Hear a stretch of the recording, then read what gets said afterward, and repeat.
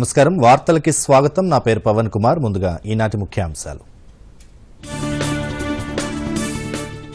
Ethanol plant ఏర్పాటు కాలుష్య నియంత్రణకు కొత్త ఉపాధి అవకాశాలకు నాంది పలుకుతుందన్న ప్రధానమంత్రి పానీపట్లో ఇథనాల్ ప్లాంట్ జాతికి అంకితం చేసిన నరేంద్ర మోదీ సుప్రీంకోర్టు నూతన ప్రధాన న్యాయమూర్తిగా జస్టిస్ యుయు లలిత్ కేంద్రం నియామక నోటిఫికేషన్ జారీ 27న ప్రమాణ స్వీకారం రాష్ట్ర వ్యాప్తంగా జోరుగా స్వతంత్ర వజ్రోత్సవ వేడుకలు జాతీయ స్ఫూర్తితో ఫ్రీడమ్ పార్కుల ఏర్పాటు మొక్కలు నాటిన మంత్రులు 8వ రోజుకు చేరిన బీజేపీ ప్రజా సంగ్రామ యాత్ర కేంద్ర ప్రభుత్వ పథకాలను ప్రజల్లోకి తీసుకెళ్లాలన్న బండి సంజయ్ గోదావరిలో 10 లక్షలకు పైగా క్యూసెక్కుల ప్రవాహం భద్రాచలం వద్ద రెండో ప్రమాద హెచ్చరిక జారీ హర్యానాలోని పానీపట్లో ఏర్పాటు చేసిన రెండో జనరేషన్ ఇథనాల్ ప్లాంట్ ను వర్చువల్ గా ప్రధానమంత్రి నరేంద్ర మోదీ జాతికి అంకితం చేశారు. ఈ సందర్భంగా ప్రధాని మోదీ మాట్లాడుతూ ఇథనాల్ ప్లాంట్ తో హర్యానా ఢిల్లీలలో కాలుష్యం తగ్గేందుకు ఇది దోహదపడుతుందని చెప్పారు. కటౌట్ స్టబుల్ రవాణాకు సౌకర్యాలు కల్పిస్తున్నామని కొత్త బయో ఇంధన ప్లాంట్లు ఏర్పాటు చేస్తున్నట్లు వెల్లడించారు. ఇథనాల్ ప్లాంట్ల ద్వారా కొత్త ఉపాధి అవకాశాలకు దారితీస్తుందని అన్నారు. గ్రామస్తులు రైతులందరికీ ఈ ప్లాంట్ లబ్ది చేకూరుస్తుందని దేశంలో కాలుష్యాన్ని కూడా తగ్గిస్తుందని ప్రధాని పేర్కొన్నారు. पानीपत हरियाणा समेत पूरे देश के किसानों के लिए बहुत अहम है. ये जो पानीपत में आधुनिक इथेनॉल का प्लांट लगा है, जैविक ईंधन प्लांट बना है, वो तो एक शुरुआत मात्र है. इस प्लांट की वजह से दिल्ली, एनसीआर और पूरे हरियाणा में प्रदूषण कम करने में भी मदद मिलेगी. पहला फायदा तो ये होगा कि पराली जलाने से धरती मां को जो पीड़ा होती थी, जो आग में धरती मां झुलसती थी, उस पीड़ा से धरती मां को मुक्ति मिलेगी. धरती मां को भी अच्छा लगेगा कि पराली का अब सही जगह इस्तेमाल हो रहा है. दूसरा फायदा ये होगा कि पराली काटने से लेकर उसके निस्तारण के लिए जो नई व्यवस्था बन रही है. దేశంలో జీవ ఇంధనాల ఉత్పత్తి వినియోగాన్ని పెంచడానికి ప్రభుత్వం కొన్నేళ్లుగా తీసుకున్న సుదీర్ఘ చర్యల్లో భాగంగా దీనిని ఏర్పాటు చేశారు. ఇంధన రంగాన్ని మరింత సరసమైన, అందుబాటులో, సమర్థవంతమైన, సుస్థిరమైనదిగా మార్చాలనే ప్రధానమంత్రి నిరంతర ప్రయత్నానికి ఇది అనుగుణంగా ఉంది. 2G ఇథనాల్ ప్లాంట్ ను ఇండియన్ ఆయిల్ కార్పొరేషన్ 900 కోట్ల రూపాయల అంచనా వ్యయంతో నిర్మించింది. సంవత్సరానికి సుమారు 3 కోట్ల లీటర్ల ఇథనాల్ ను ఉత్పత్తి చేయడానికి ఏటా దాదాపు 2 లక్షల టన్నుల వరిగడ్డను ఉపయోగిస్తారు. వ్యర్థాల నుండి సంపద ప్రయత్నాల్లో కొత్త అధ్యయనానికి ఇది నాంది పలుకుతుంది. ఏడాదికి 3 లక్షల టన్నుల కార్బన్ డయాక్సైడ్ కు సమానమైన ఉద్గారాలకు, గ్రీన్ హౌస్ వాయువుల తగ్గింపు కూడా ఈ ప్రాజెక్టు దోహదపడుతుంది.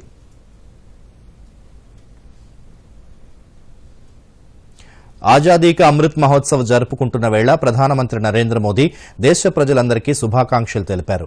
మరికొన్ని రోజుల్లో స్వాతంత్ర్యం వచ్చి 75 సంవత్సరాలు పూర్తి చేసుకోబోతోందని, ఈ చారిత్రక రోజును పూర్తి ఉత్సాహంతో, జోష్తో ఏర్పాట్లు జరుగుతున్నట్లు చెప్పారు. దేశం నలుమూలలా మువ్వన్నెల సందడి నెలకొందని ప్రధాని పేర్కొన్నారు. దేశం మొత్తం చూపు సూరత్ పై ఉందని, సూరత్ తిరంగా యాత్ర ఓ విధంగా మినీ భారత్ ను ఆవిష్కరించనుందన్నారు. సమాజంలోని అన్ని వర్గాల ప్రజలు ఇందులో మమేకమవుతున్నారని ప్రధాని చెప్పారు. अब से कुछ ही दिन बाद देश अपनी आजादी के 75 वर्ष पूरे कर रहा है और हम सब इस ऐतिहासिक स्वतंत्रता दिवस की पूरजोश तैयारी भी कर रहे हैं. हिंदुस्तान के हर कोने में तिरंगा ही तिरंगा छाया हुआ है. गुजरात का भी कोई कोना ऐसा नहीं है जो उमंग से भरा हुआ ना हो. और सूरत ने तो इसमें 4 चांद लगा दिए हैं. आज पूरे देश का ध्यान सूरत पर है। सूरत की तिरंगा यात्रा एक तरह से लघु भारत के दर्शन हो रहे हैं। शायद हिंदुस्तान का कोई कोना ऐसा नहीं होगा जिसके लोग सूरत में न बसते हो। సుప్రీంకోర్టు 49వ ప్రధాన న్యాయమూర్తిగా జస్టిస్ ఉదయ్ ఉమేష్ లలిత్ ను నియమిస్తూ కేంద్ర ప్రభుత్వం నోటిఫికేషన్ జారీ చేసింది. ఆయన పేరును ప్రస్తుత సీజేఐ ఎన్వి రమణ కేంద్ర న్యాయశాఖకు ప్రతిపాదించగా అక్కడి నుంచి ప్రధాని కార్యాలయానికి పంపారు. పీఎం మోదీ ఆమోదం తర్వాత రాష్ట్రపతి పేషీకి వెళ్లింది. ప్రెసిడెంట్ ద్రౌపది ముర్ము 49వ సీజేఐగా ఉదయ్ ఉమేష్ లలిత్ నియామకానికి ఆమోదం తెలపడంతో కేంద్ర ప్రభుత్వం ఈ మేరకు ఉత్తర్వులు జారీ చేసింది. ప్రస్తుత సీజేఐ జస్టిస్ ఎన్వి రమణ ఈ నెల 26న పదవి విరమణ చేయనున్నారు. 27న ఉదయ్ ఉమేష్ లలిత్ ప్రమాణ స్వీకారం చేస్తారు. జస్టిస్ లలిత్ పదవీకాలం కేవలం 3 నెలలు మాత్రమే ఉంది. నవంబర్ 8న ఆయన రిటైర్ కానున్నారు. 1957 నవంబర్ 9న జస్టిస్ యుయు లలిత్ జన్మించారు. 1983లో న్యాయవాదిగా ప్రాక్టీస్ మొదలుపెట్టారు. 85 వరకు బొంబాయి హైకోర్టులో పనిచేసిన ఆయన 86 నుంచి సుప్రీంకోర్టులో ప్రాక్టీస్ మొదలుపెట్టారు. 2014 ఆగస్టు 13న యుయు లలిత్ సుప్రీంకోర్టు న్యాయమూర్తిగా ఎంపికయ్యారు. అప్పటి నుంచి అనేక కీలక తీర్పులిచ్చారు. దేశంలోనే తీవ్ర సంచలనం సృష్టించిన ట్రిపుల్ తలాక్తో పాటు అనేక కీలక తీర్పుల్లో ఆయన భాగస్వామిగా ఉన్నారు. పేదల సంక్షేమానికి చట్టాలు అడ్డు కాకూడదని తమ ప్రభుత్వం పేదల అభ్యున్నతికి కట్టుబడిందని కేంద్ర రవాణా రహదారుల శాఖ మంత్రి నితిన్ గడ్కరీ అన్నారు. నాగ్పూర్లో కేంద్ర మంత్రి మీడియాతో మాట్లాడుతూ మహాత్మా గాంధీ కలలు కన్న విధంగా పేదల సంక్షేమం కోసం చట్టాలు అవరోధం కాకూడదని అభిప్రాయపడ్డారు.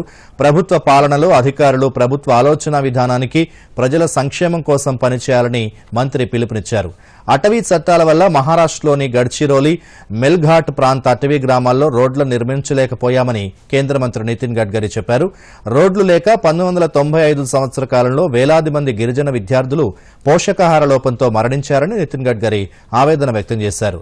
పేదల సంక్షేమం కోసం అటవీ చట్టాల్లో సవరణలు చేసైనా రోడ్లను అభివృద్ది చేయాల్సిన అవసరం ఉందని నితిన్ గడ్కరీ పేర్కొన్నారు.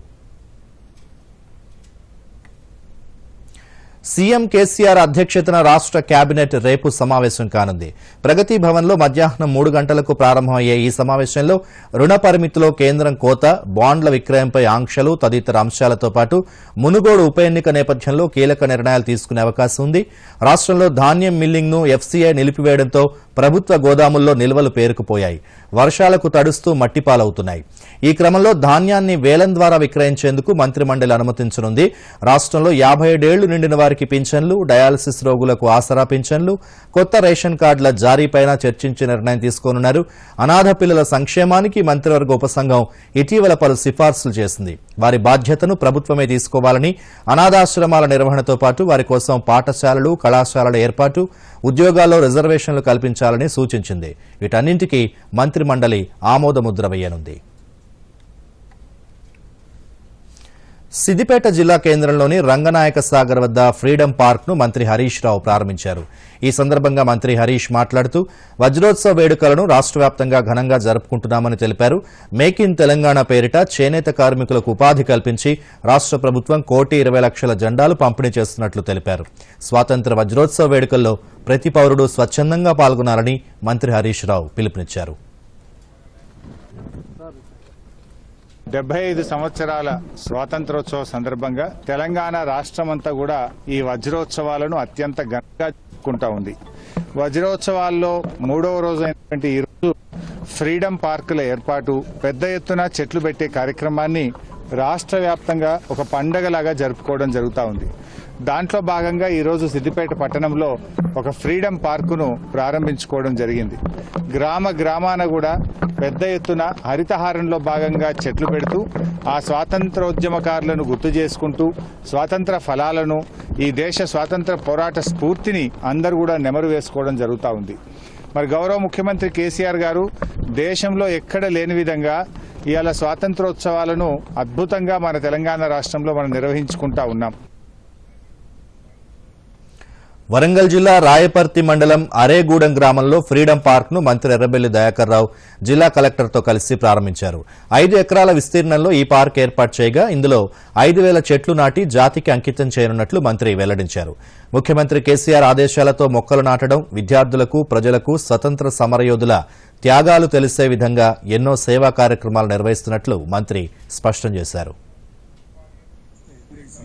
తెలియజేస్తున్న కేసీఆర్ లోపట్టే అందరూ కూడా ప్రతి ఒక్కరు కూడా బాగా వారేగూడెం కానీ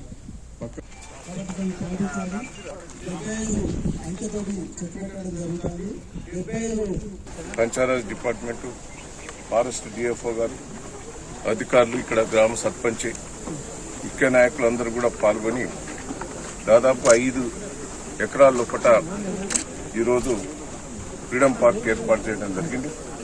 మన స్వాతంత్రం సంపాదించుకునే దాంట్లో ఒకట ఎంతో మంది ప్రాణాలు అర్పించారు. వాళ్ళ జీవిత కథలు కూడా వీళ్ళ ముఖ్యమంత్రి గారు విద్యార్థులకు ప్రతి థియేటర్లో కూడా రోజు కూడా సినిమా కూడా చూపెట్టడం జరిగింది. దేశంలో ఎక్కడ లేని తీరుగా మన తెలంగాణ రాష్ట్రంలో పట్టిన ఈ ఉత్సవాలు 15 రోజులు పెద్ద ఎత్తున ఏర్పాటు చేయడం జరిగింది. రోజొక్క కార్యక్రమం పెట్టుకున్నాం. ఈ రోజు రాష్ట్ర వ్యాప్తంగా చెట్లు నాటే కార్యక్రమం. ఈ చెట్లు నాటే కార్యక్రమంలో కూడా మన తెలంగాణ రాష్ట్రం ఇండియాలోనే నెంబర్ 1 ఉన్నది.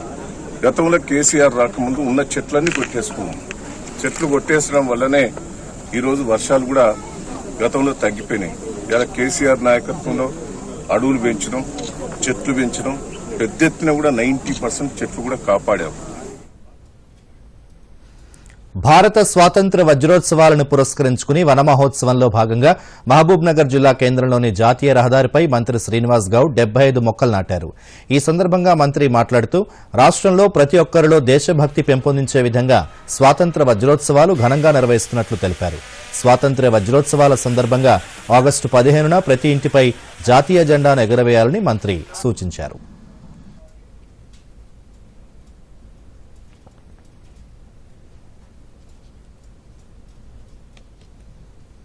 స్వాతంత్ర దినోత్సవ వజ్రోత్సవాల భాగంగా గౌరవ ముఖ్యమంత్రి గారు కేసీఆర్ ఇచ్చిన పిలుపు మేరకు తెలంగాణ వ్యాప్తంగా కూడా ఈ దేశంలో అన్నిటికన్నా ప్రజలను, విద్యార్థులను మొత్తాన్ని మమేకం చేసి భారీ ఎత్తున 22వ తారీఖు వరకు కూడా కార్యక్రమాలు ఇవ్వడం జరిగింది.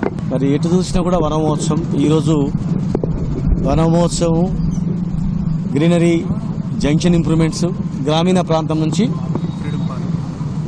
పట్టణ ప్రాంతం వరకు ఫ్రీడమ్ పార్క్లో ఏర్పాటు చేసుకుంటూ 5 లక్షల పైగా చెట్లను పెట్టాలని చెప్పి మరి అడిషనల్ కలెక్టర్ గారు, ఎస్పీ గారు, ఫారెస్ట్ డిఎఫ్ఓ గారు, వాళ్ళతో పాటుగా ప్రజాప్రతినిధులందరూ కూడా, చైర్మన్లు, కౌన్సిలర్స్, నాయకులందరూ కూడా పూర్తి స్థాయిలో పాల్గొని ఒక పండుగ వాతావరణంలో ఈరోజు చేయడం జరుగుతూ ఉంది.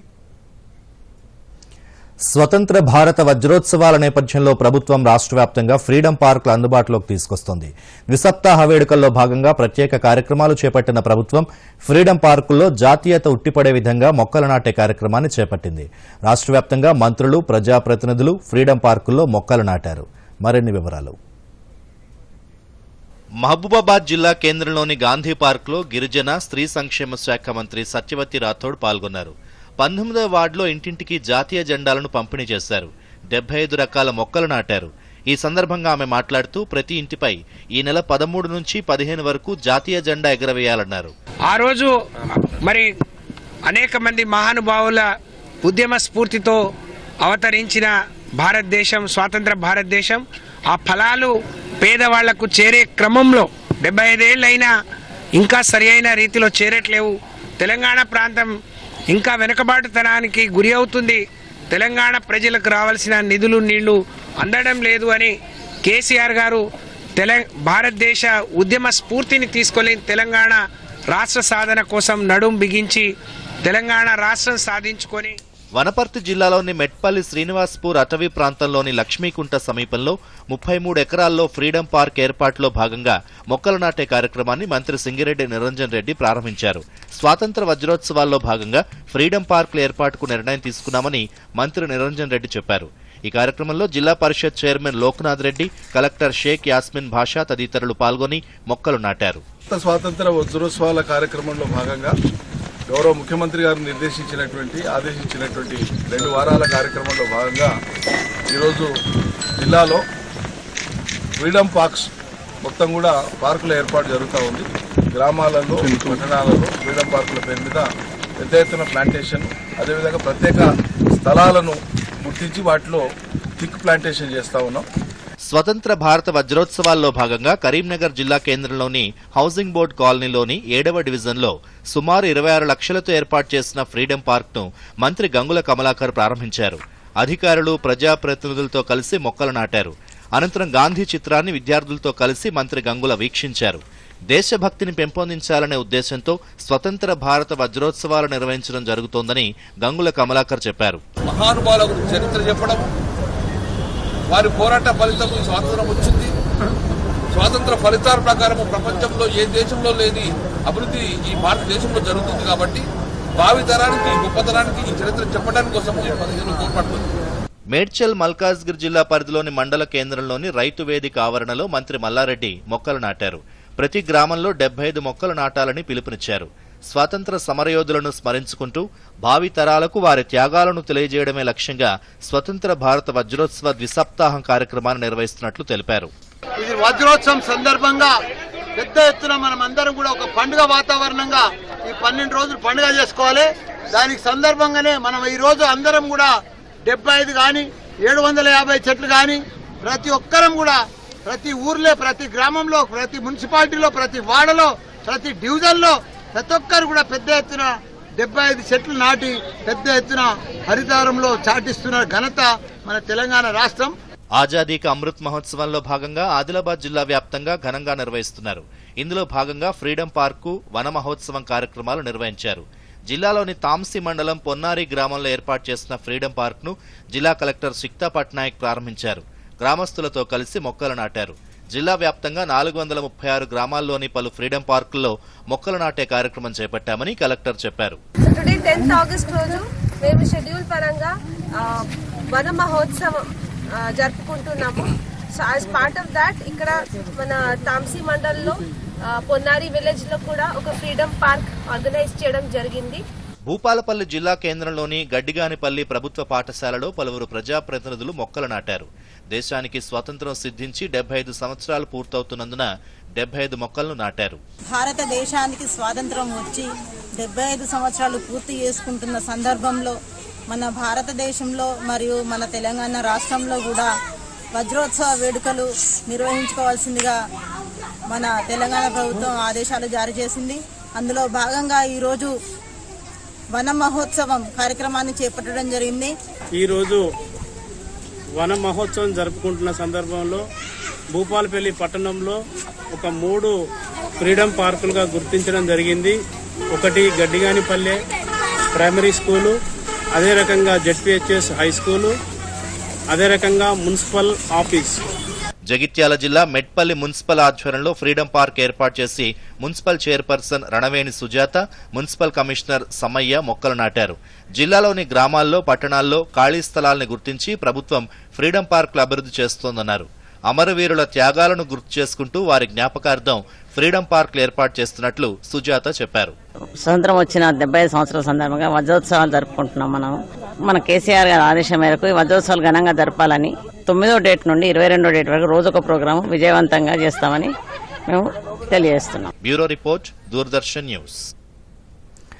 తాజా వార్తలను మీ ముందుకు తెస్తున్న దూరదర్శన్ యాదగిరి ఉదయం వార్తా ప్రసార సమయంలో చిరు మార్పు. ఈ నెల 16వ తేదీ నుంచి ఉదయం 7 గంటల నుంచి 7 గంటల 30 నిమిషాల వరకు ప్రసారమయ్యే వార్తలు బదులుగా 8 గంటల నుంచి 8 గంటల 30 నిమిషాల వరకు ప్రసారమవుతాయి. షెడ్యూల్ కులాల వర్గీకరణ అంశంపై సుప్రీంకోర్టు కీలక తీర్పిచ్చింది. వర్గీకరణ అంశం రాష్ట్ర ప్రభుత్వ పరిధిలో లేదని న్యాయస్థానం తేల్చి చెప్పింది. కేంద్ర ప్రభుత్వం, పార్లమెంటు మాత్రమే సమస్య పరిష్కరించాలని పేర్కొంటూ ఎస్సీ వర్గీకరణపై తీర్పిచ్చింది. తెలుగు రాష్ట్రాల్లో ఎస్సీ వర్గీకరణకు అనుమతి ఇవ్వాలని ఎంఆర్పీఎస్ పిటిషన్ వేసింది. ఎస్సీ వర్గీకరణ, రిజర్వేషన్ల అంశంపై సుప్రీంకోర్టులో విచారణ జరిగింది. ఈ అంశాలపై కేంద్ర రాష్ట్ర ప్రభుత్వాలకు సుప్రీంకోర్టు నోటీసులు జారీ చేసింది. మరోవైపు సుప్రీంకోర్టు తీర్పుపై ఎంఆర్పీఎస్ అధ్యక్షుడు మంద కృష్ణమాదిగ స్పందించారు. 18 ఏళ్ల పాటు ఎస్సీ వర్గీకరణ లేక మాదిగ ఉపకులాలు నష్టపోయాయన్నారు. ఏపీ, తెలంగాణ రాష్ట్రాల్లో 7-8 మంది జడ్జీల లార్జర్ బెంచ్ ఏర్పాటు చేయాలని సుప్రీంకోర్టులో పిటిషన్ వేశారు. బీజేపీ రాష్ట్ర అధ్యక్షుడు బండి సంజయ్ చేపట్టిన 3వ విడత ప్రజా సంగ్రామ యాత్ర 8వ రోజుకి చేరింది. నకరేకల్ నియోజకవర్గంలోని గుండ్రాంపల్లి నుంచి పాదయాత్ర కొనసాగింది. సుంకేనపల్లి, చిట్టెడుగూడెం, ఎల్లంకి మీదుగా సిరిపురం వరకు ఈ ప్రజా సంగ్రామ పాదయాత్ర కొనసాగింది. నేడు మొత్తం 14.5 కిలోమీటర్ల మేర బండి సంజయ్ పాదయాత్ర కొనసాగించారు. బండి సంజయ్ వెంట పెద్ద ఎత్తున బీజేపీ నేతలు, శ్రేణులు కదులుతున్నారు. మార్గమధ్యంలో కల్లుగీత కార్మికులతో మాట్లాడి వారి సమస్యలు అడిగి తెలుసుకున్నారు. కేంద్ర ప్రభుత్వ పథకాలను వివరించడంతో పాటు రాష్ట్ర ప్రభుత్వ విధానాలపై విమర్శలు ఎక్కుపెట్టారు. రాత్రికి ఆయన సిరిపురం సమీపంలో బస చేస్తారు.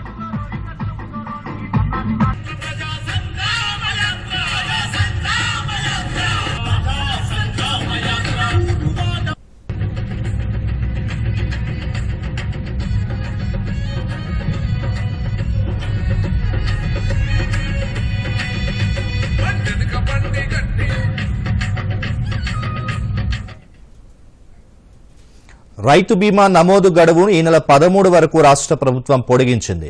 గత నెల 15 నుంచి ఈ నెల 1వ తేదీ వరకు రైతు బీమా రెన్యువల్, కొత్తగా దరఖాస్తు చేసుకోవడానికి గడువు విధించింది. పాత రెన్యువల్స్ 38.98 లక్షల ఎల్ఐసి ఐడీలున్న రైతుల వెరిఫికేషన్తో పాటు కొత్తగా అప్లోడ్ చేయాల్సిన 11.83 లక్షల మంది రైతుల వివరాలిచ్చినా గడువులో పూర్తి చేయలేని పరిస్థితి ఏర్పడింది. గడువు కేవలం 15 రోజులు ఇవ్వడం, గత నెలలో వర్షాల నేపథ్యంలో అర్హులైన 50.82 లక్షల మంది రైతు బీమా నమోదు పూర్తి స్థాయిలో కాలేదు. తాజాగా గడువు తేదీ పెంచిన ప్రభుత్వం ఈ నెల 13 సాయంత్రం 6 గంటల వరకు ఏఈఓలు రైతు బీమా నమోదు చేయడానికి అవకాశం కల్పించారు. ఇప్పటి వరకు నమోదు చేసుకోని రైతులు స్థానిక ఏఈఓలను సంప్రదించాలని వ్యవసాయ శాఖ సూచించింది. ఖమ్మం న్యాయ సేవాధికారి సంస్థ ఆధ్వర్యంలో 300 అడుగుల పొడవైన భారీ జాతీయ పతాకాన్ని చేపట్టి విద్యార్థులు జిల్లా న్యాయస్థానం నుంచి కలెక్టరేట్ వరకు తిరంగా ర్యాలీ నిర్వహించారు. ఈ ర్యాలీని జిల్లా ప్రధాన న్యాయమూర్తి శ్రీనివాసరావు ప్రారంభించారు. అనంతరం న్యాయమూర్తులు, న్యాయవాదులు విద్యార్థులతో కలిసి ర్యాలీగా కలెక్టరేట్కు వెళ్లి జాయింట్ కలెక్టర్ మధుసూదన్ రావుకు జాతీయ పతాకాన్ని అందజేశారు.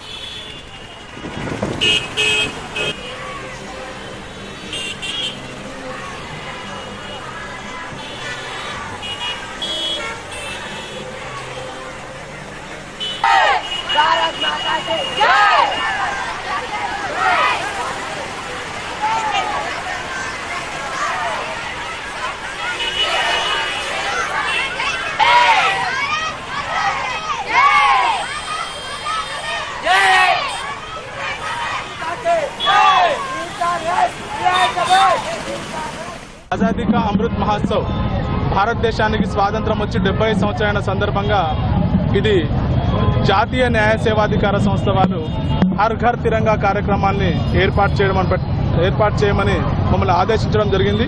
అదేవిధంగా మాకు రాష్ట్ర న్యాయ సేవాధికార సంస్థ నుంచి ఈ ప్రోగ్రాంని చేయమని చెప్పి ఆదేశాలు ఇవ్వడం జరిగింది.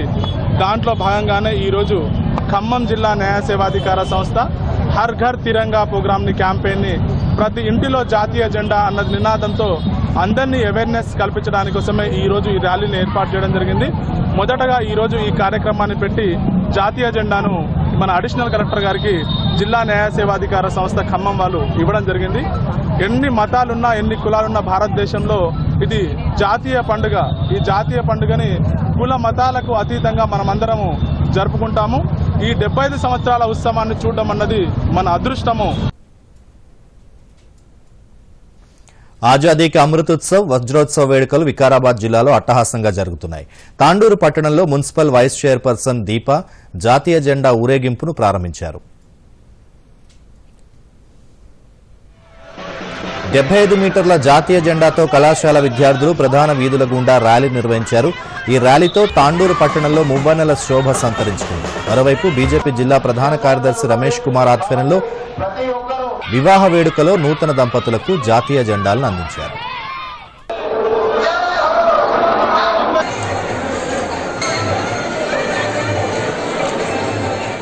ఈరోజు 75 మీటర్లతో మన జాతీయ జెండా రెపరెపలాడిపించిన మన తాండూరుపుర వీధులలో 75 మీటర్ల జెండాని తాండు నలుగుల నుంచి ఎన్ని భద్రపబ్లి నుంచి బస్ స్టాండ్ వరకు వీధులు తిప్పుకుంటూ మన జాతీయ పతాకాన్ని ఆకాశాన్ని అంటేలా మన భారతదేశం మొత్తం యూనిటీ ఇన్ డైవర్సిటీ తెలియజేసేలా ఈరోజు మన ఆజాదీ అమృత్ ఉత్సవంని ప్రారంభించుకున్నాం.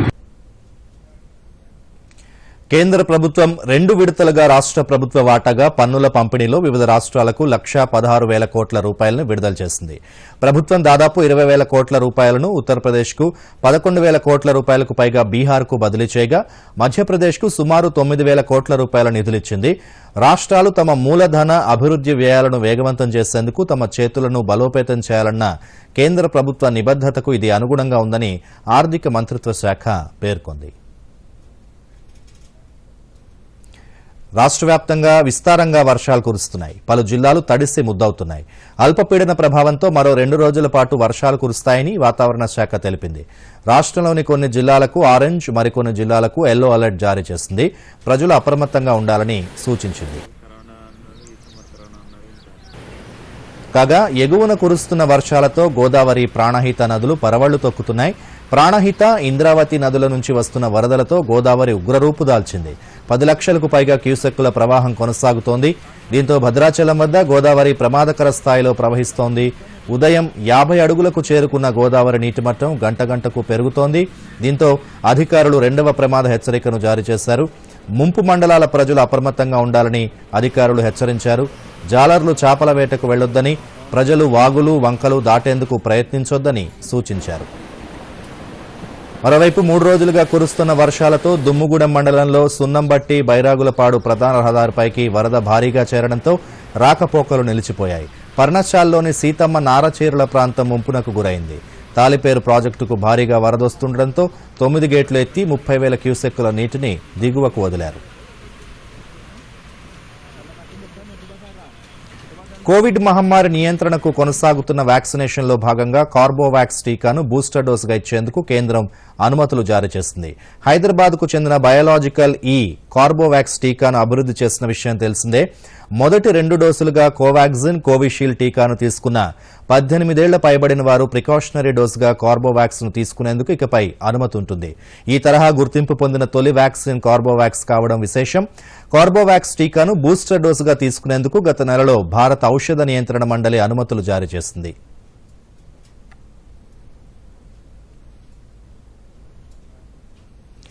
కామన్వెల్త్ క్రీడల్లో పసిడి పతకాన్ని చేజిక్కించుకుని దేశంలోనే అత్యుత్తమ బాక్సర్గా గుర్తింపు సాధించారు తెలంగాణకు చెందిన నిఖత్ జరీన్.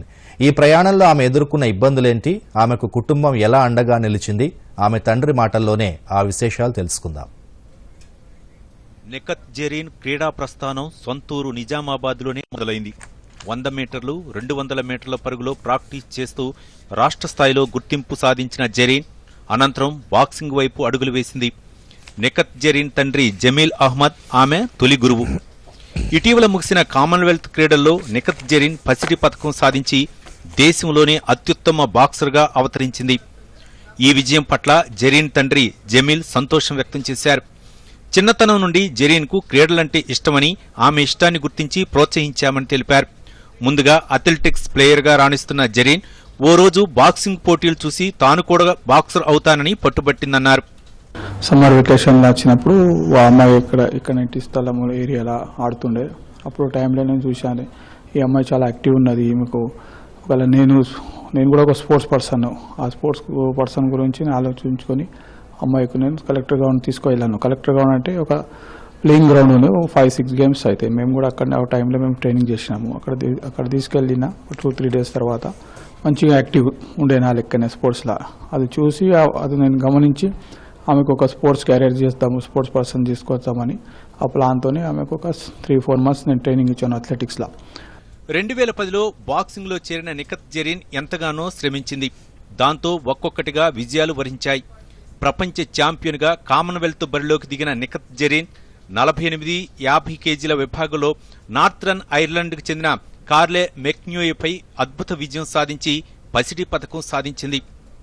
ఈ ఏడాది మే నెలలో ఇస్తాంబుల్లో జరిగిన ప్రపంచ ఛాంపియన్షిప్లోనూ నిఖత్ అద్భుతమైన ప్రదర్శనతో పసిడి పతకంతో మెరిసింది. నిఖత్ ఈ స్థాయికి చేరడంలో నిజామాబాద్ మాజీ ఎంపీ కవిత ప్రోత్సాహం ఎంతో ఉందని ఆమె తండ్రి జమీల్ తెలిపారు.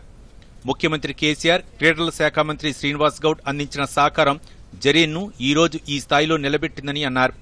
మొన్న జరిగిన దాంట్లో అమ్మాయి గోల్డ్ మెడల్ 5-0తో అన్ని మ్యాచ్లు 5-0 నుంచి ఓడించి ఫైనల్లో కూడా అమ్మాయి ఐర్లాండ్ అమ్మాయి లాస్ట్ 2018లో ఆమె సిల్వర్ మెడలిస్ట్. ఆ అమ్మాయికి 1-sided 5-0తో కొట్టి గోల్డ్ మెడల్ సాధించి చాలా బ్రహ్మాండమైన మ్యాచ్ డిస్ప్లే చేసింది. టెక్నికల్లీ స్కిల్స్ అన్ని చూపెట్టి చేసింది. చాలా ప్రతి ఒక్కళ్ళు అప్రిషియేట్ చేశారు.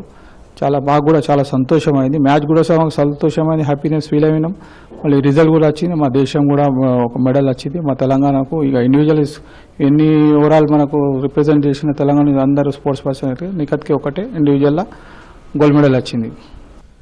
నిజామాబాద్ నుండి ప్రారంభమైన బాక్సింగ్ ఛాంపియన్ నిఖత్ జరీన్ స్ఫూర్తిదాయకమైన ప్రయాణం ఎంతో మంది అమ్మాయిలకు ప్రేరణగా నిలుస్తుంది. Bureau report, Doordarshan news. మరోసారి ముఖ్యాంశాలతో వార్తలు ముగిద్దాం. నమస్కారం. దూరదర్శన్ యాదగిరి వార్తలను ఇప్పుడు సోషల్ మీడియాలో కూడా చూడొచ్చు. యూట్యూబ్ అయితే DD న్యూస్ తెలంగాణ, ట్విట్టర్ అయితే DD news Telangana @DD Yadagiri news, మరి ఫేస్బుక్ అయితే DD న్యూస్ తెలంగాణలో చూసి సబ్స్క్రైబ్ చేసి లైక్ చేయండి, షేర్ చేయండి. ఇథనాల్ ప్లాంట్ ఏర్పాటు కాలుష్య నియంత్రణకు, కొత్త ఉపాధి అవకాశాలకు నాంది పలుకుతుందన్న ప్రధానమంత్రి. పానిపట్లో ఇథనాల్ ప్లాంట్ జాతికి అంకితం చేసిన నరేంద్ర మోదీ. సుప్రీంకోర్టు నూతన ప్రధాన న్యాయమూర్తిగా జస్టిస్ UU లలిత్. కేంద్రం నియామక నోటిఫికేషన్ జారీ. 27న ప్రమాణ స్వీకారం. రాష్ట్ర వ్యాప్తంగా జోరుగా స్వతంత్ర వజ్రోత్సవ వేడుకలు. జాతీయ స్ఫూర్తితో ఫ్రీడమ్ పార్కుల ఏర్పాటు, మొక్కలు నాటిన మంత్రులు.